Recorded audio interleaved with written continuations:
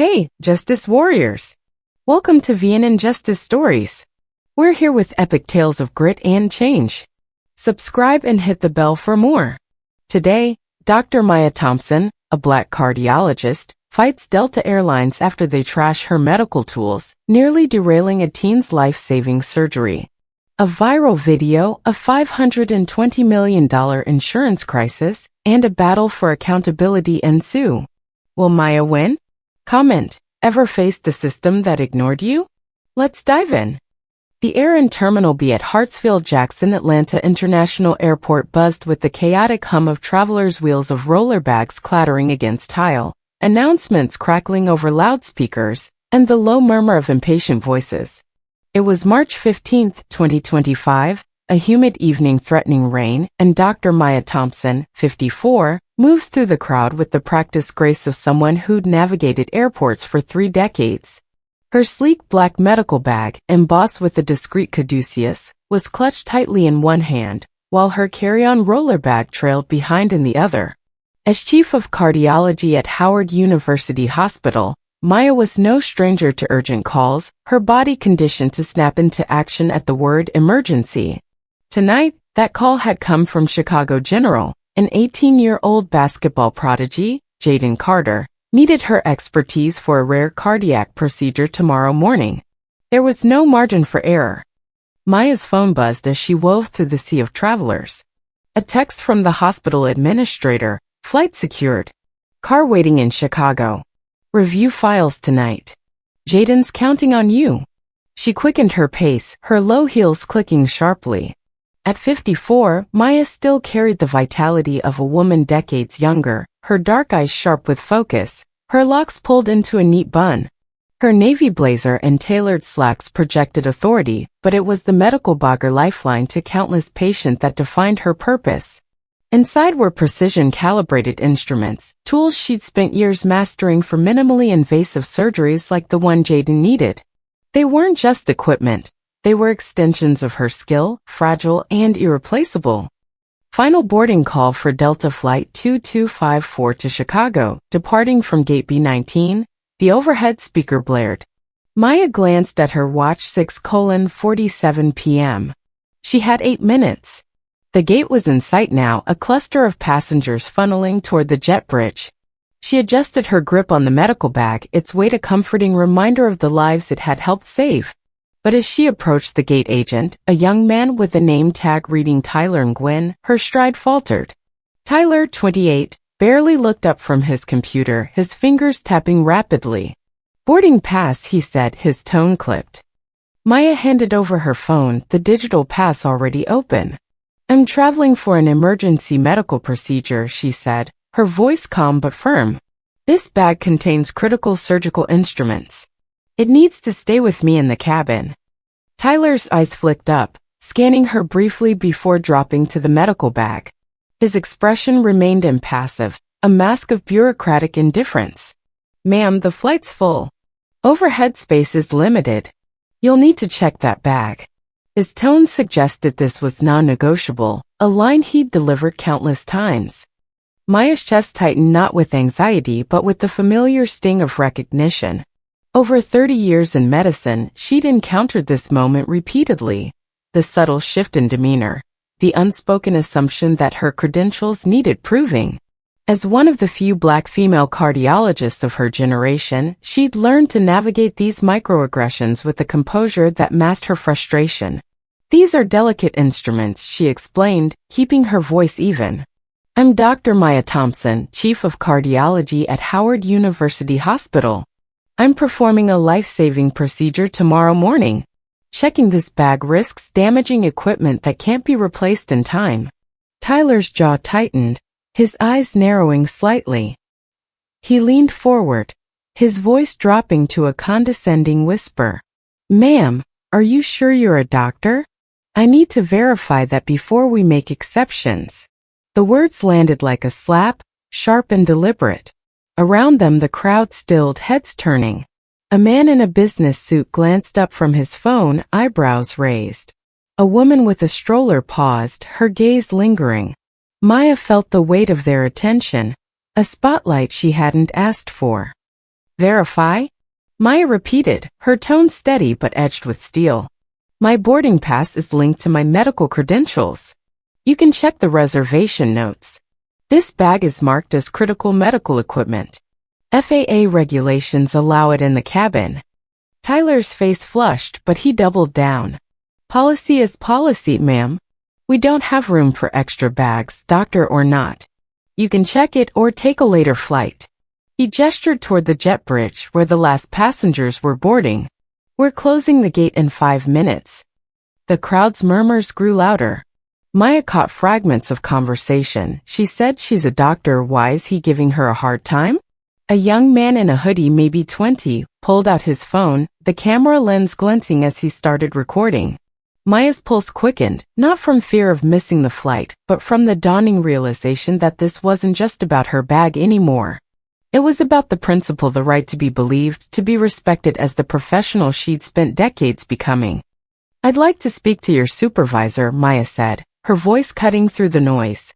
She stepped closer to the counter, her presence commanding despite her petite frame.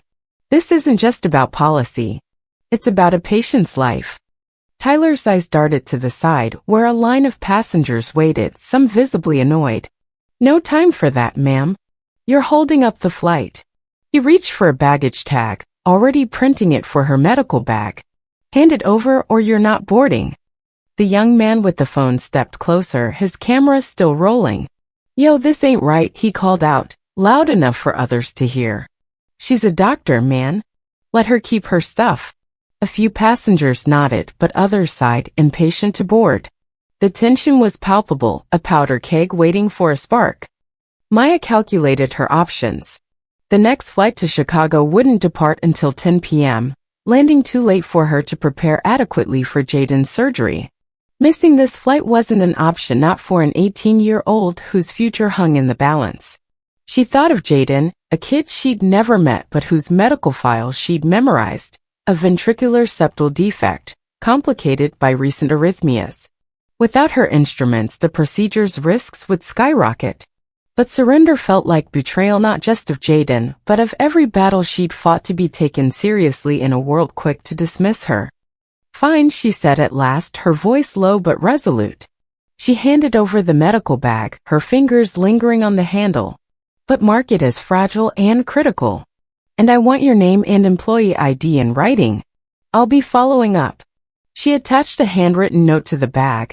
Critical medical equipment handle with extreme care, Dr. Maya Thompson.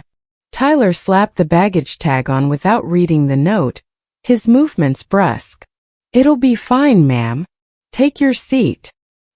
He handed her a claim ticket, already turning to the next passenger. As Maya walked down the jet bridge, the young man with the phone caught up to her. I got it all recorded, Doc, he said, his voice earnest. That guy was out of line. You want me to post this? Maya hesitated. She wasn't one for public spectacles, but the injustice burned. Do what you think is right, she said finally, her eyes meeting his. Just make sure the truth gets out. By the time she boarded the plane, her phone was buzzing with notifications.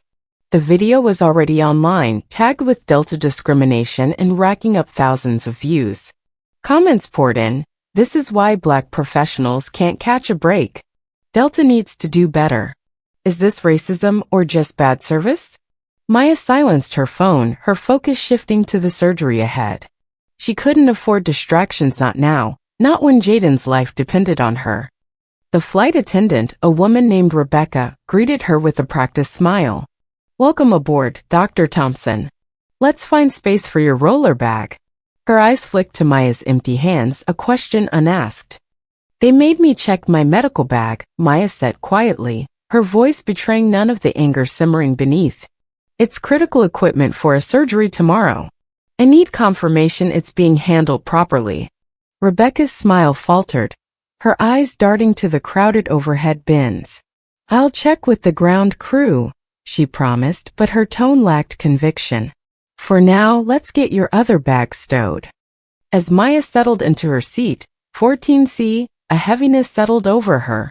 She'd built a career on precision, on control, on ensuring every variable was accounted for. Yet here in this moment, she was powerless, her instruments in the hands of strangers, her professional identity questioned before a crowd. The video's virality was a double-edged sword. It amplified her cause but risked turning her into a symbol, a role she'd never sought. Across the aisle, a white man in his 40s, dressed in a polo shirt and carrying a bulky camera bag, chatted with another flight attendant. "Thanks for letting me keep this in the first-class closet," he said, his voice carrying. "Lenses are sensitive, you know?" The attendant nodded, no questions asked. Maya's jaw clenched. She'd seen this before, different rules for different passengers, different assumptions based on appearance. The plane's engines roared to life, and Maya closed her eyes, forcing herself to focus on Jaden's case. She visualized the procedure, step by step. The incision, the catheter, the delicate repair of his heart's defective septum. But beneath her focus, a question gnawed. Would her instruments survive the baggage hold? Would they be there intact when she landed in Chicago? Unbeknownst to her, the video was now trending, shared by activists and news outlets alike. Ethan forwarded the video to his team with a single line, "Full report on my desk by midnight." He didn't yet know the full scope of what had happened to that Maya's medical bag, now bouncing along a luggage cart on the tarmac, was about to set off a chain reaction that would threaten a $500 million insurance relationship. Back in the cargo hold, Marcus Jenkins, a 45-year-old baggage handler with a bad back and 15 years on the job, spotted the black bag as it slid down the chute. Unlike the usual suitcases, it stood out structured, professional, with a medical symbol and a handwritten note. "This one's different," Marcus muttered, turning it in his calloused hands. The note read, "Critical medical equipment handle with extreme care, Dr. Maya Thompson." "Hey, Darnell," Marcus called to his coworker, a lanky 30-year-old already loading another cart. "This is a doctor's bag. Says it's critical." Darnell barely glanced up. "Tag says Chicago. Toss it on the pile. We got 10 minutes to load this plane." Marcus frowned. "Man, this could be life or death stuff. Look at the note." Darnell rolled his eyes. "If it was that important, they wouldn't have checked it. Just move, Marcus. We're behind." The radio crackled with their supervisor's voice, demanding an update. Marcus hesitated, torn between protocol and instinct. He'd been Employee of the Month twice for his care with fragile items, but the pressure of the schedule was relentless. With a sigh, he placed the bag atop the pile, angling it to avoid damage. It wasn't the special handling the note demanded, but it was the best he could do. As the cart rumbled toward the plane, Maya's bag jostled with each bump, its contents calibrated to save a young man's life now at the mercy of a system that had already dismissed its owner's pleas. In Chicago, Jaden Carter lay in a hospital bed, his parents watching the clock, unaware that the surgeon racing to save him was fighting a battle of her own. One that had already gone viral and was about to shake the foundations of one of America's largest airlines. The plane lifted off, carrying Maya toward her patient and an uncertain future. On the ground, the video's view count climbed past 100,000, each share a spark in a growing fire.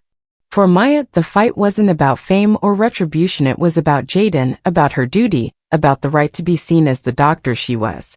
But as the aircraft climbed into the Atlanta sky, the ripples of her stand were spreading, reaching boardrooms and newsrooms, setting the stage for a reckoning no one could have predicted. The surgical wing of Chicago General Hospital was a world of controlled chaos, its sterile corridors humming with purpose in the pre-dawn hours of March 16, 2025. At 5:15 a.m., Dr. Maya Thompson stood alone in Prep Room 4, her gloved hands methodically inspecting the backup instruments laid out on a stainless steel tray.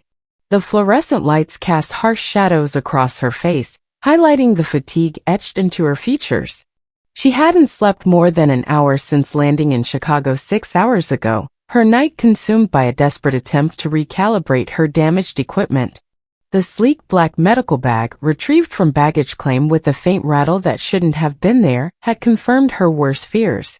The Delta ground crew's rough handling had thrown her precision instruments out of alignment. Now, with Jaden Carter's life on the line, Maya was racing against time to adapt. At 54, Maya was no stranger to high-stakes surgeries, but this one felt different. Jaden, an 18-year-old basketball star with a full-ride scholarship to Duke, faced a ventricular septal defect complicated by recent arrhythmias. The procedure, a minimally invasive repair using her specialized tools, was supposed to be her signature, a technique she'd pioneered and published in The Lancet.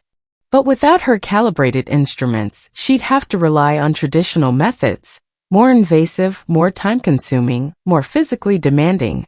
The margin for error was razor-thin, and the weight of it pressed against her chest like a vice. The door swung open and Dr. Elizabeth Harper, Chicago General's chief of pediatric surgery, stepped in balancing 2 coffee cups.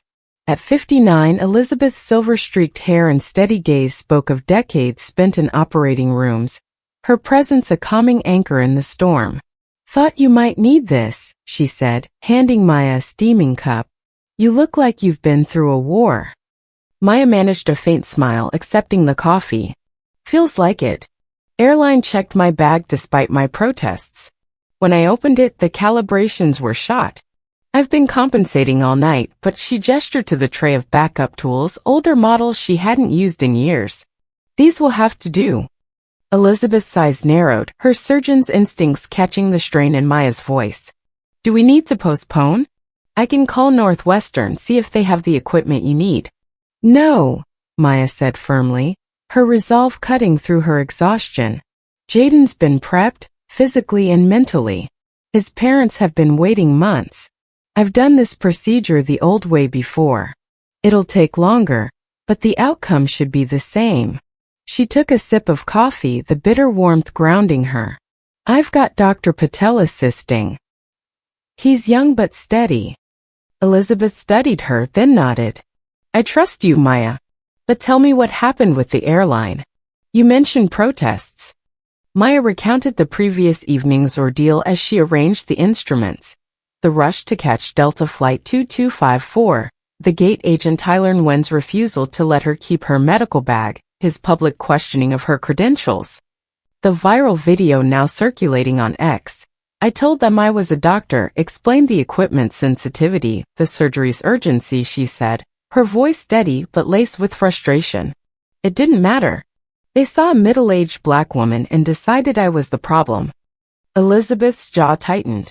As a white woman who'd fought her own battles in medicine, she'd witnessed the extra layers of dismissal her colleagues of color faced. "What are you going to do about it?" "After the surgery, I'll file a formal complaint," Maya replied, aligning a scalpel with precision. "Not just for the equipment, but for the pattern. Silence changes nothing." A soft knock interrupted them.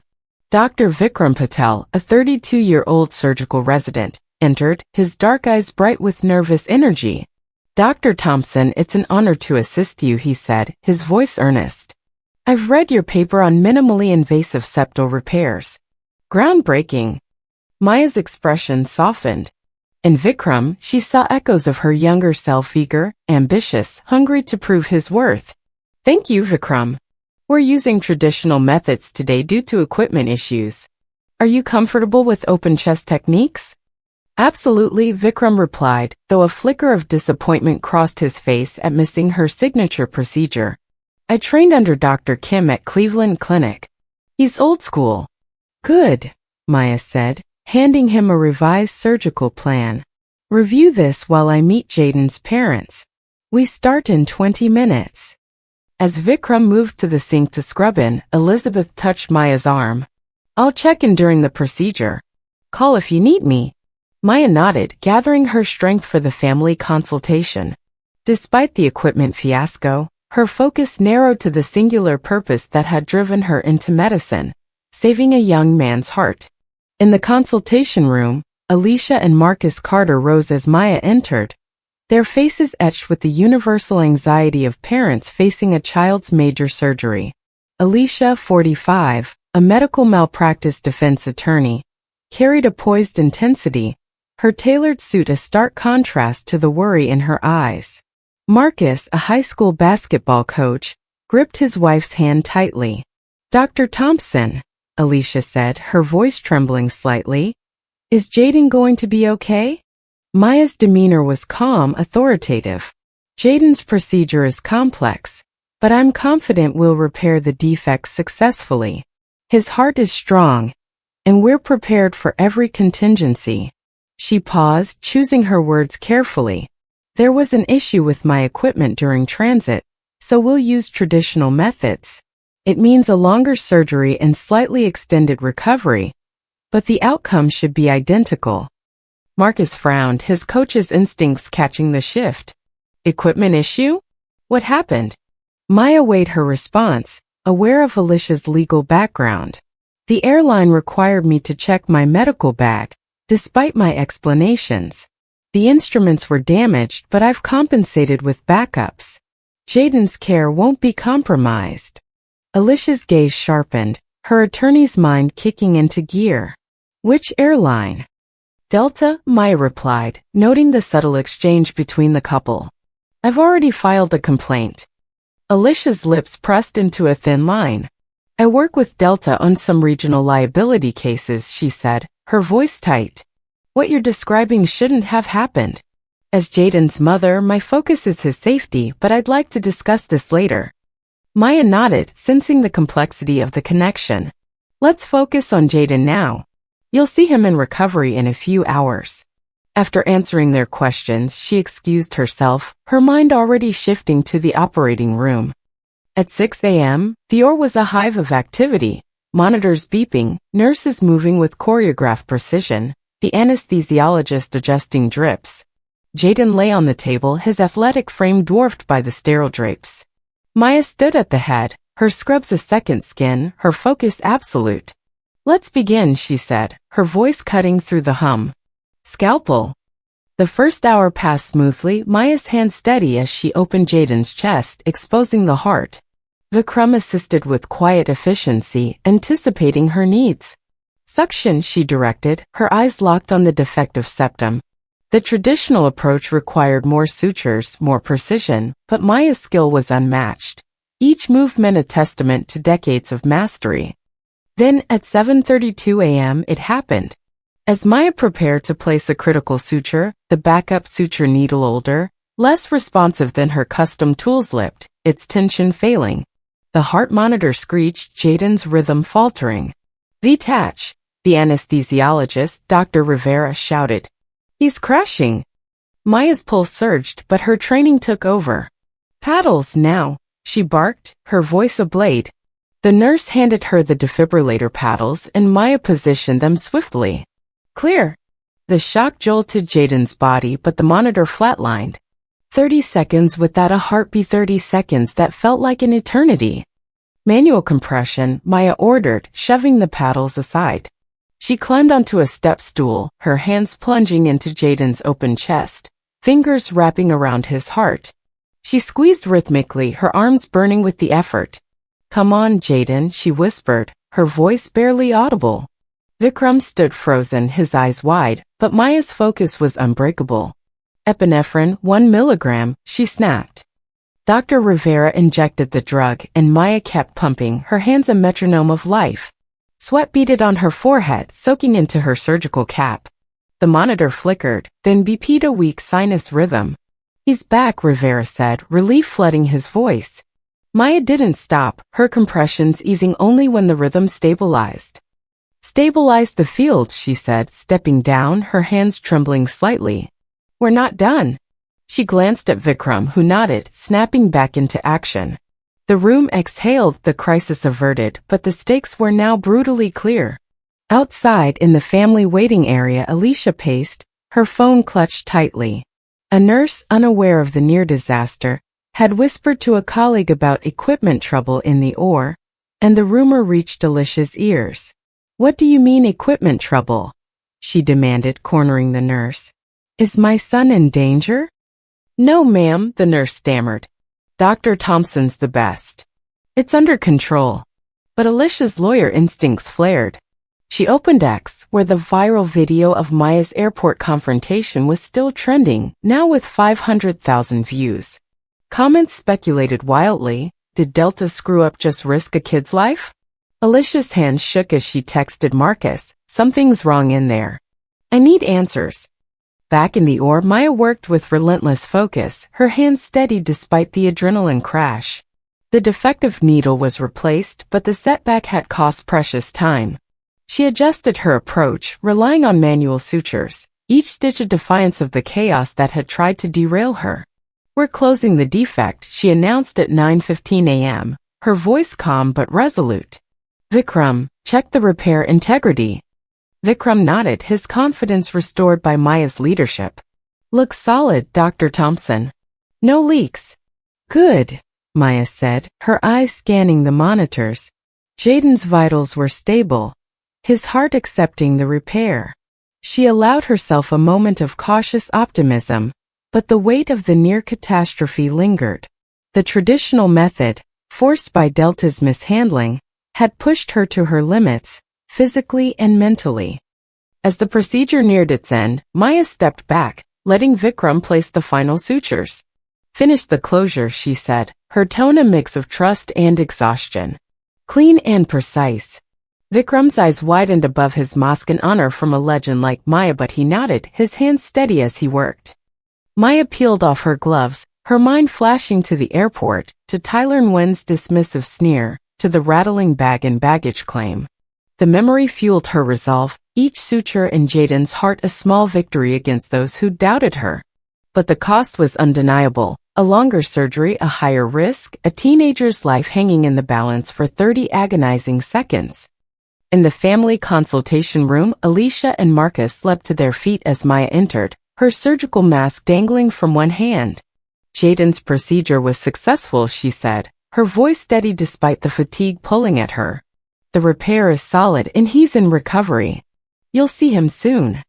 Alicia's relief was palpable, but her eyes were sharp. The nurse mentioned equipment trouble. "What happened in there?" Maya met her gaze unflinching.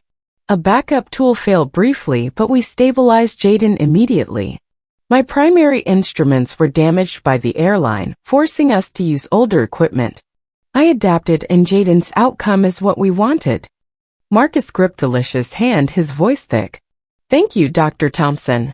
We read about you. You're a miracle worker." Alicia wasn't as easily reassured. "This shouldn't have happened," she said, her attorney's edge surfacing. "Delta's negligence put my son at risk. I want to know everything." "I understand," Maya said, her tone professional but empathetic. "I'm documenting the incident fully. We'll discuss it after Jaden's stable. For now, he's our priority."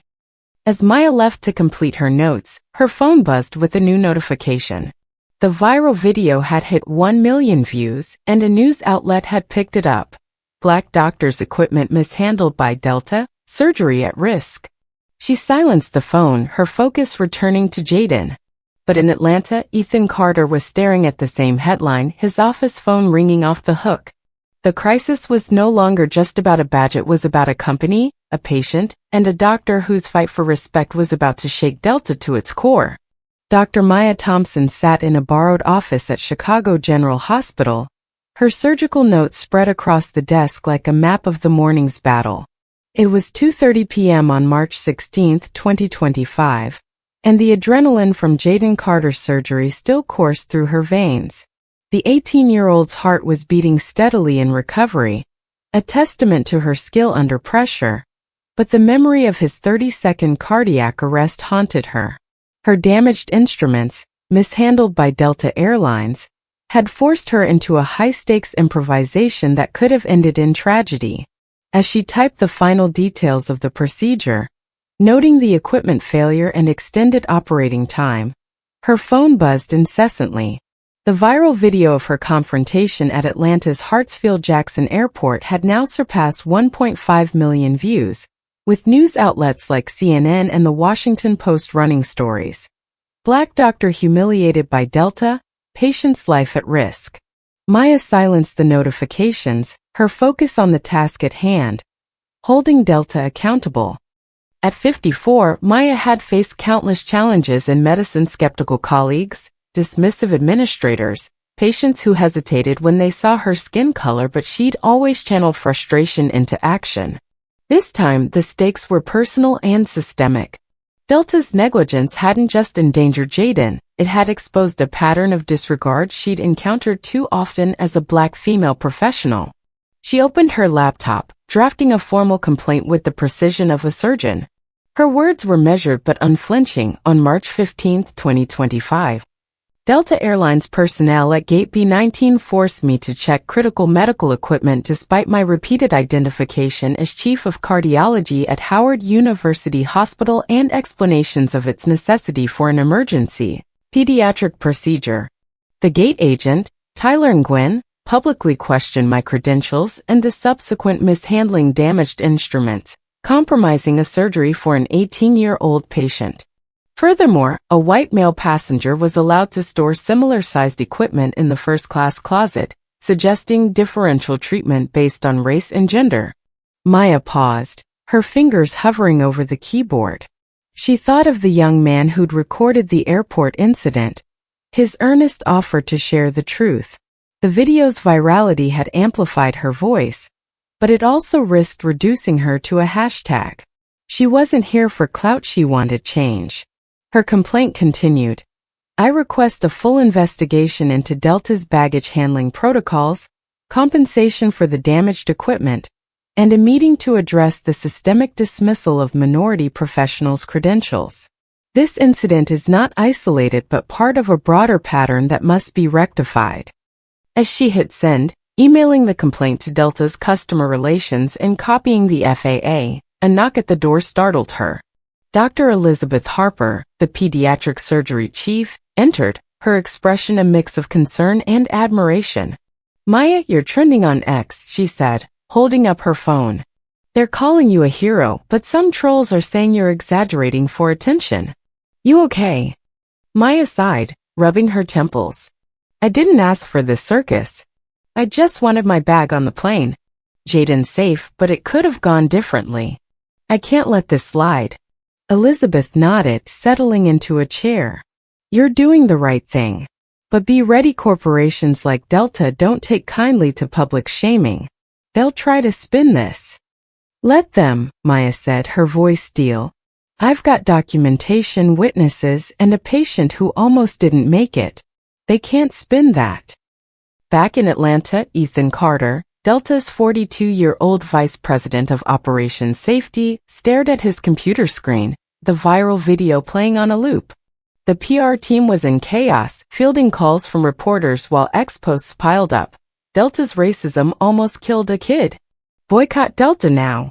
Ethan's inbox overflowed with urgent messages, including Maya's complaint, flagged by customer relations as high priority. He read it twice, each word tightening the knot in his stomach. This wasn't just a customer service failure, it was a potential liability nightmare with racial discrimination allegations, medical consequences, and a teenage patient. His phone buzzed, a text from CEO Richard Lawson. My office. Now. Ethan grabbed his tablet and headed to the 23rd floor, where Lawson's glass-walled office overlooked the Atlanta skyline. At 58, Lawson was a commanding figure, his gray hair and tailored suit projecting unshakable authority. But today his eyes were stormy. Explain this, he said, tossing a printout of Maya's complaint onto the desk. A doctor's equipment gets trashed. A kid's surgery goes south. And now we're the face of racism on national news? How did this happen under your watch? Ethan swallowed, his career flashing before him. The gate agent followed carry-on policy, but he ignored Dr. Thompson's medical credentials and the equipment's sensitivity. The baggage handlers didn't follow fragile protocols. I've got a team pulling footage and statements now. Lawson leaned forward, his voice low. This isn't just about policy, Ethan. That video shows our employee humiliating a black doctor in front of a crowd. And you know who Jaden Carter's mother is? Alicia Carter's one of our regional liability attorneys. We nearly killed her kid. Ethan's face paled. The connection hadn't registered until now. I didn't know. Has she contacted us? Not yet, Lawson said. But she will. And when she does, we'd better have answers. I want a full report by tomorrow, every detail, every failure. And get legal on this. We need to contain it before it spirals further. As Ethan left the office, his phone rang. It was Sarah Johnson, Delta's 44-year-old assistant general counsel. Ethan, we've got a problem. The FAA just reached out about Dr. Thompson's complaint. They're requesting our baggage handling logs and training records. This could trigger a federal audit. Ethan's heart sank. Understood. I'm meeting my team in an hour. Can you join us? Already on my way, Sarah said. And Ethan? Don't underestimate Dr. Thompson. Her complaint reads like a lawyer's brief. She's not looking for an apology, she wants blood. In Chicago, Maya stepped into the ICU to check on Jaden. He was awake, his lanky frame propped up by pillows, a weak smile breaking through the fog of anesthesia. Alicia and Marcus stood by his bedside, their relief tempered by lingering worry. Dr. Thompson, Jaden said, his voice hoarse. They say you saved me. You did the hard part, Jaden, Maya replied, checking his chart. Your heart's strong. You'll be back on the court in no time. Alicia stepped forward, her eyes searching Maya's. I saw the news. That video, I'm so sorry you went through that. And I heard about the OR equipment trouble. Was it because of Delta? Maya nodded, choosing transparency. Their mishandling damaged my primary tools. We had a scare in surgery, but Jaden's stable. I'm addressing it with Delta to ensure it doesn't happen again. Alicia's expression hardened. I'm not just Jaden's mom, I am an attorney. Delta's my client on some cases. What they did to you is unacceptable. I want to help, but I need to know everything. Maya hesitated, aware of the delicate balance. I appreciate that, Alicia. Let's focus on Jaden's recovery first. I'll share my complaint details with you tomorrow. We'll figure out the next steps. As Maya left the ICU, her phone buzzed with an email from Delta's customer relations, a standard apology with an offer of 10,000 bonus miles and a $200 voucher. She scoffed, forwarding it to her personal attorney, Patricia Wells, with a note. This is their response? We need to talk. The insult of the generic reply fueled her resolve. This wasn't about miles or money, it was about accountability, about ensuring no other doctor faced the same dismissal. By evening, Maya boarded a return flight to Washington, D.C., her roller bag in the overhead, but her mind still in Chicago. The viral video had sparked protests outside Delta's Atlanta headquarters, with activists chanting, "Respect Black doctors." On X, the hashtag Justice for Dr. Thompson trended globally. Maya didn't see herself as a crusader, but she couldn't ignore the momentum. Her complaint was no longer just hers, it was a spark in a powder keg of public outrage. In Atlanta, Ethan's team worked late, combing through gate footage and baggage logs. The evidence was damning. Tyler Nguyen's dismissive tone, the baggage handler's casual disregard for the fragile tag, the white photographer's camera bag stowed without question. Ethan drafted a preliminary report, his fingers heavy on the keyboard. He knew this was bigger than one incident, it was a mirror held up to Delta's culture, and the reflection wasn't flattering. As Maya's plane touched down in D.C., she opened her laptop, rereading her complaint. She added a final line, "Silence is complicity. I will not be silent." She hit send, forwarding it to major medical associations and civil rights groups. The battle was just beginning, and Maya was ready to fight not for herself, but for every professional who'd ever been dismissed, for every patient whose care depended on systems that worked. The executive conference room at Delta Airlines Atlanta headquarters was a pressure cooker on March 17, 2025. Ethan Carter, 42, stood at the head of the table, his tablet displaying a slide titled, Flight 2254 Incident, Preliminary Findings. The room was packed with senior leadership. CEO Richard Lawson, CFO Janet Chun, General Counsel Sarah Johnson, and a dozen others, their faces a mix of apprehension and anger. Outside, protesters waved signs reading "Delta disrespects doctors," while news vans lined the street, their cameras trained on the building. Inside, the stakes were even higher. Meridian Insurance, Delta's primary liability carrier with a $520 million annual contract, had just notified them of a comprehensive compliance review, triggered by Ethan's team's failure to report Dr. Maya Thompson's incident within the required 48-hour window. The clock was ticking, and Ethan's career hung in the balance. Ethan clicked to the first slide, his voice steady despite the sweat beading on his neck. At 6:47 p.m. on March 15th, Dr. Maya Thompson, chief of cardiology at Howard University Hospital, attempted to board Flight 2254 with critical medical equipment. Gate agent Tyler Nguyen denied her request to keep it in the cabin, questioning her credentials publicly. The interaction was recorded and has since gone viral with 2 million views. He paused, letting the number sink in. Her bag was mishandled, damaging instruments needed for an emergency surgery on an 18-year-old patient, Jaden Carter.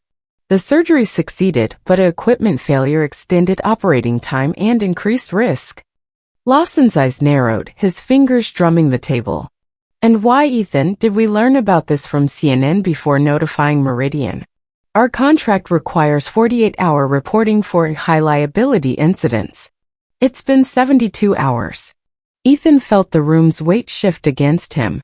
We prioritized a thorough internal investigation to ensure accuracy, he said, knowing it sounded like an excuse. The delay was an oversight, not intentional. But it's not isolated. Our review found 17 notification delays over 3 years, including this one. The room erupted. Janet Chin, the CFO, leaned forward, her voice sharp. 17? Ethan, that's a systemic failure. Meridian could pull our coverage. Do you know what that means for our financials? A 30% premium hike could wipe out our Q2 profits. Sarah Johnson jumped in, her legal mind racing. It's worse. The FAA's sniffing around, and Dr. Thompson's complaint alleges racial discrimination. If this escalates to a lawsuit, we're looking at 8-figure damages, especially with a minor patient involved. And Jaden's mother, Alicia Carter's our attorney on Northeast liability cases. She's furious. Lawson slammed his hand on the table, silencing the room. Enough. Ethan, you're responsible for safety operations. This happened on your watch. I want answers, not excuses. How did we miss 17 notifications? And why did our staff dismiss a doctor's credentials while letting a photographer keep his gear? Ethan swallowed, his mind racing. The notification delays stem from a cultural issue. Our teams prioritize complete reports over timely ones. As for Dr. Thompson, the gate footage confirms she identified herself clearly. Tyler Nguyen ignored her, and the baggage handlers disregarded the fragile tag. The photographer's bag was accommodated because he was less confrontational. He hesitated, then added, the optics suggest bias, conscious or not. Optics. Lawson roared. This isn't optics, Ethan. It's a PR disaster and a legal landmine. And now Meridian's breathing down our necks. What's their next move? Sarah answered, her tone grim. They're auditing our entire account, incident reports, training, protocols. If they find systemic noncompliance, they could raise premiums, cut coverage, or terminate us. No other insurer matches their terms. We'd be exposed. The room fell silent, the gravity sinking in. Ethan clicked to his final slide. Proposed response. We're compensating Dr. Thompson for her equipment, disciplining involved staff, and revising medical equipment protocols. I've scheduled a call with her tomorrow. We're also notifying Meridian today with our preliminary findings and a commitment to fix the reporting process. Lawson's expression didn't soften. That's not enough. I want a complete overhaul of our incident reporting system, automated triggers, executive oversight, the works. And I want you to personally meet Dr. Thompson. This isn't a phone call matter. Fly to DC if you have to. Fix this, Ethan, or you're out. As the meeting adjourned, Ethan's phone buzzed with a breaking news alert. Delta Insider Leaks report. Airline knew of doctor's plight, delayed action. His heart stopped. Someone on his team had leaked the preliminary findings to CNN, detailing the notification delays and discrimination allegations. The story quoted an anonymous source. Delta's more worried about covering their ass than fixing the problem. Ethan's office became a war room, his team scrambling to draft a press release while he called Sarah. "We've got a mole," he said. "This leak could tank our Meridian relationship." Sarah's voice was ice. "Find out who it was. And get that Meridian notification out now. Word it carefully, you can't admit broader liability yet." Ethan worked through the night, crafting the notification email to Meridian's Thomas Reynolds, Senior VP of Major Accounts. He outlined the Flight 2254 incident, admitting the 72-hour delay but framing it as an investigative necessity. He attached the proposed protocol changes, automated alerts for high-risk incidents, weekly compliance reports, and mandatory retraining. As he hit send at 3:47 a.m., his phone rang. Lawson. "CNN's running the leak story on repeat," the CEO growled. "Meridian's called an emergency meeting tomorrow. You're presenting our response. Don't screw this up." In Washington, D.C., Maya was unaware of Delta's internal chaos. She was back at Howard University Hospital, prepping for a full surgery schedule. Her complaint had sparked a firestorm, with medical associations and civil rights groups rallying behind her. Her attorney, Patricia Wells, called with an update. "Delta's offering a settlement $50,000 and a private apology. They want you to sign an NDA." Maya laughed bitterly. "They think I'm after money? This is about systems, Patricia. No NDA. I want their protocols fixed and their staff trained. And I want it public." Patricia chuckled. "That's my girl. Their response is weak, but the pressure's working. The FAA's reviewing their baggage policies, and Meridian Insurance is auditing them. You've got them scared." Maya hung up, her mind drifting to Jaden. She'd received a text from Alicia Carter. "Jaden's improving. Thank you. We need to talk about Delta. I'm on your side." The attorney's shift in loyalty was a wild card, complicating Delta's defense. Maya opened her laptop, drafting a statement for the American Medical Association. "My experience with Delta reflects a broader issue of dismissing minority professionals.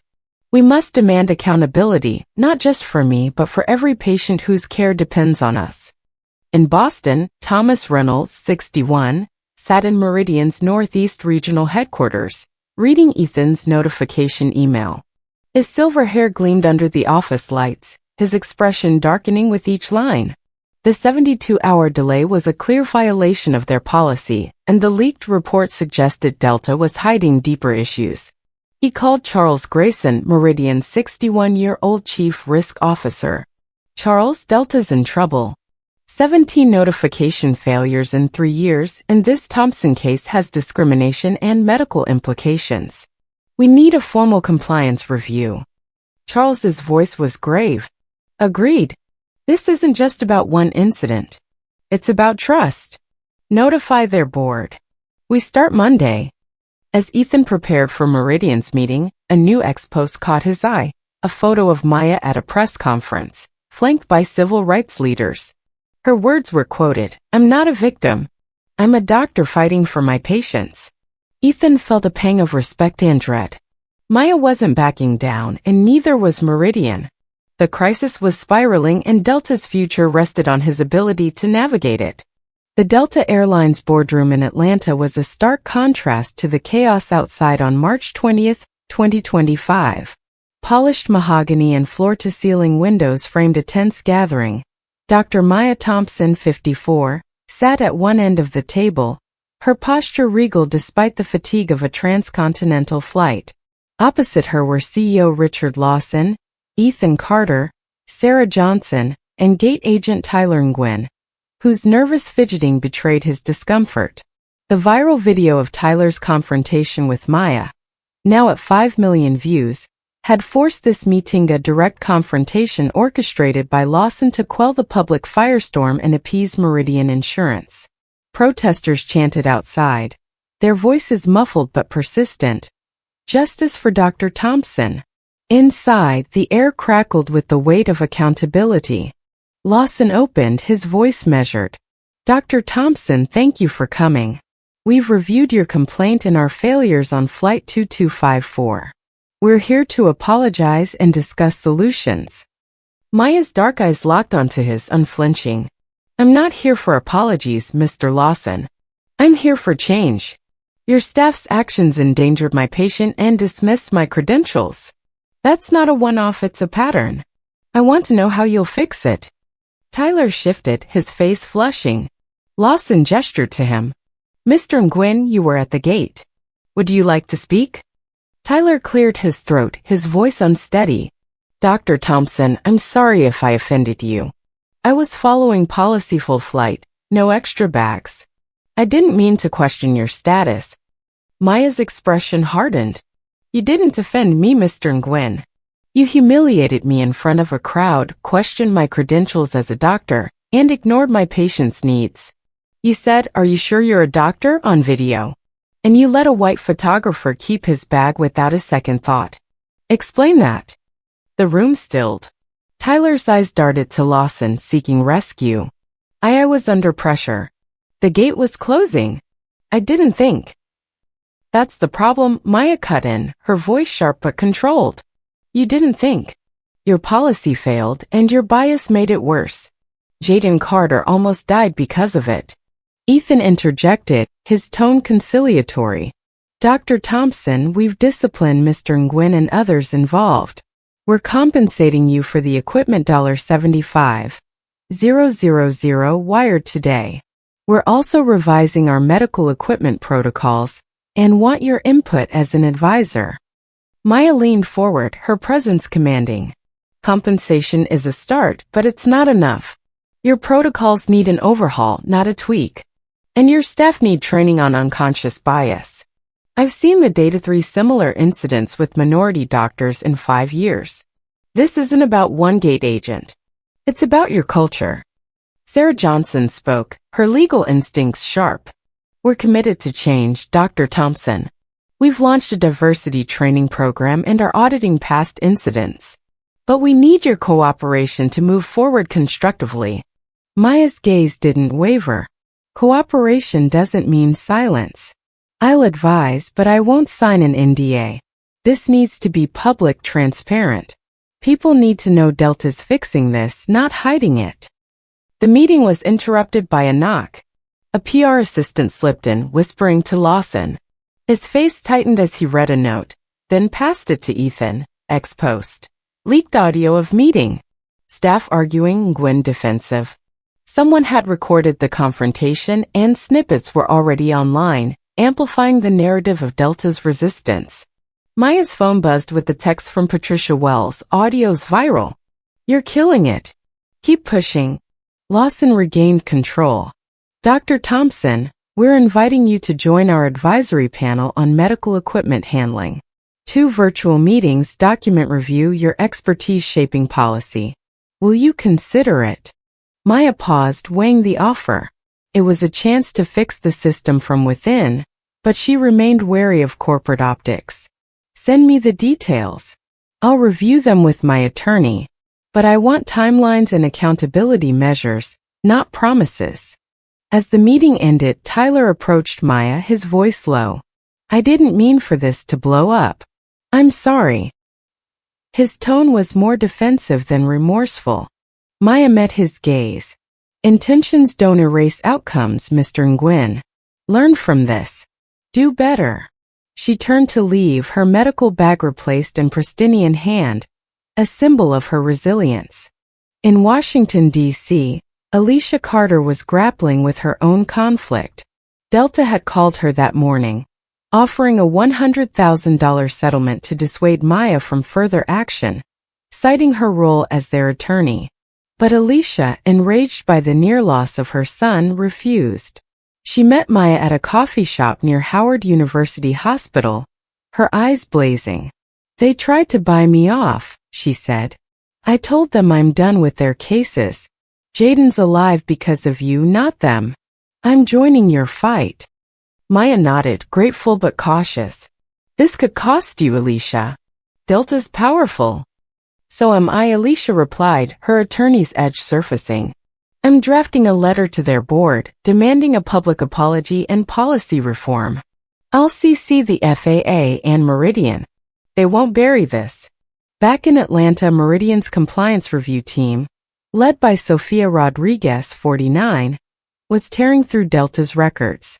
Their findings were grim: 17 notification delays, lax baggage handling protocols, and a culture that prioritized efficiency over accountability.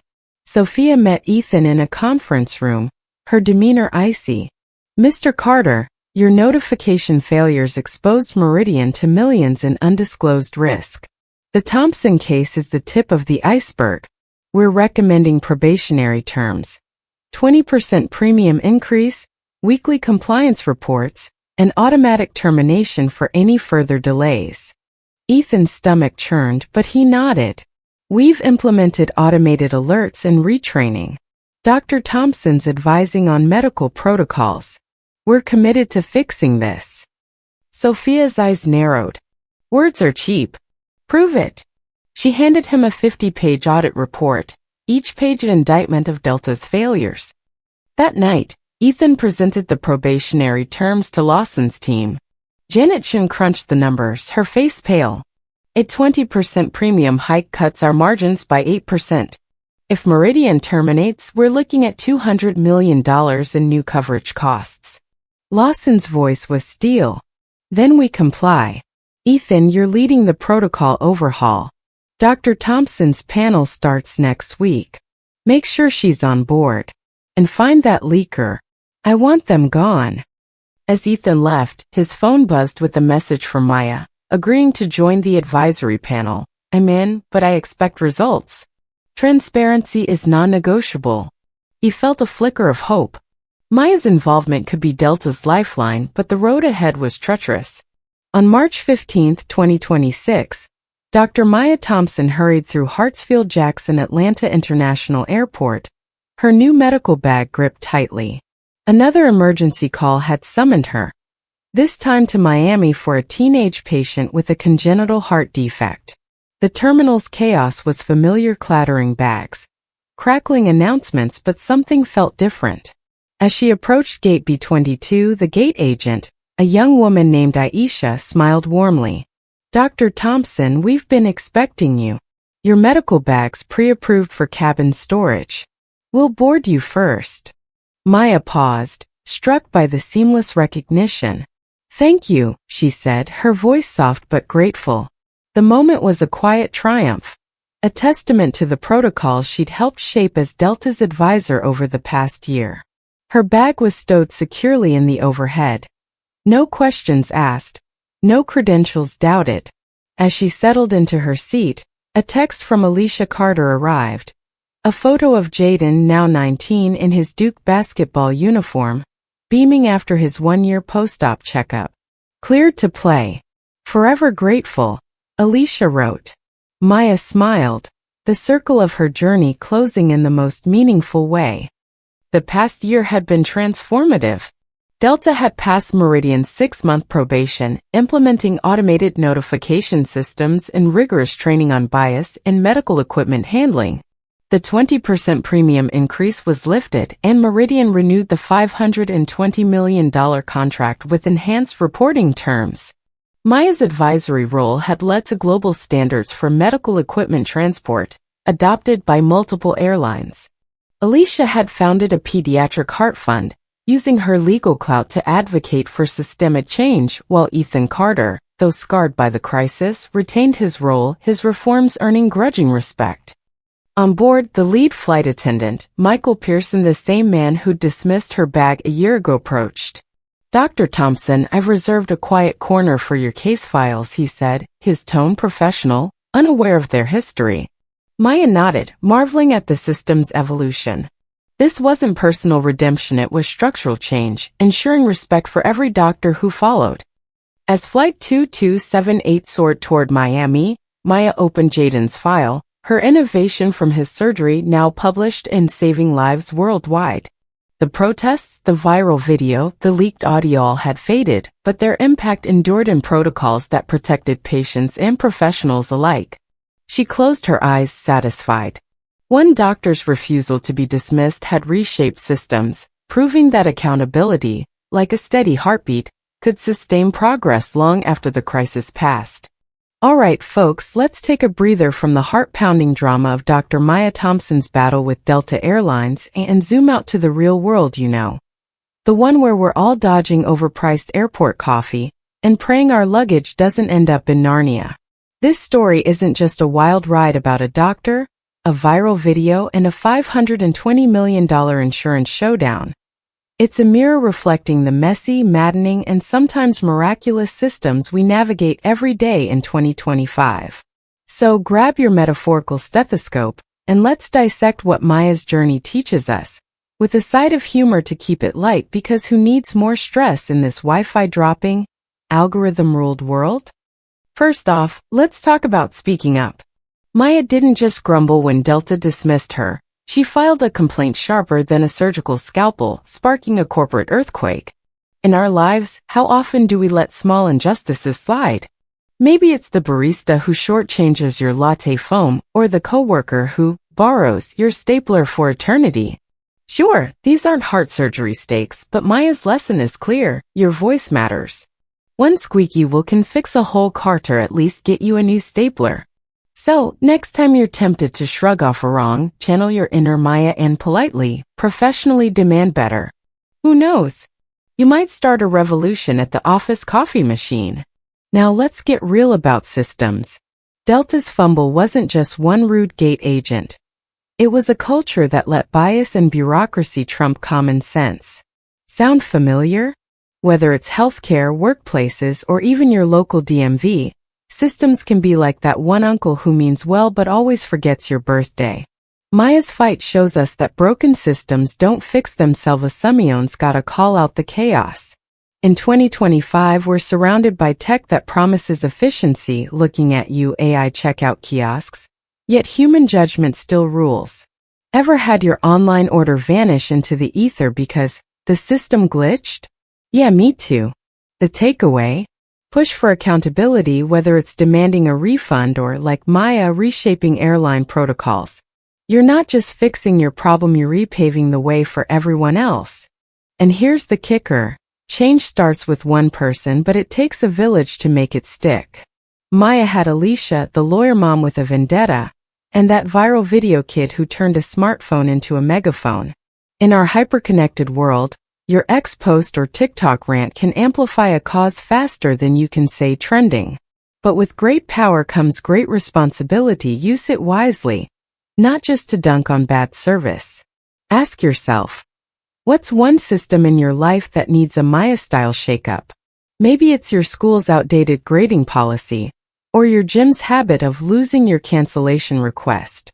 Share it in the comments. I'm dying to know what fires you're fighting. Now let's sprinkle some humor on this wisdom sandwich. Picture this. You're at the airport, your carry-on stuffed with snacks, because $12 pretzels are a crime, and the gate agent gives you the stink eye. Do you A, shrink into your seat, B, argue till you're blue, or C, pull a Maya and calmly demand respect while secretly hoping someone's filming? If you pick C, you're ready to change the world, or at least get your snacks on board. So what's the big lesson? Accountability isn't just a buzzword, it's the heartbeat of progress. Maya's story reminds us that one voice, backed by courage and a sprinkle of public pressure, can topple bad habits and build better systems. In 2025, where algorithms judge our worth and biases still lurk in the shadows, we all have a role in demanding fairness. What's one time you stood up for what's right, big or small? Drop it below. Let's inspire each other to keep the Maya spirit alive. Oh, and before you jet off to fight your own battles, don't forget to smash that subscribe button. We're dishing out more stories like this, tales of grit, heart, and the occasional corporate facepalm that'll keep you hooked and maybe even spark your next big idea. Hit subscribe, join the crew, and let's keep the conversation going. Where are you watching from, and what's your takeaway from Maya's epic saga? Tell us in the comments, and let's make some noise together.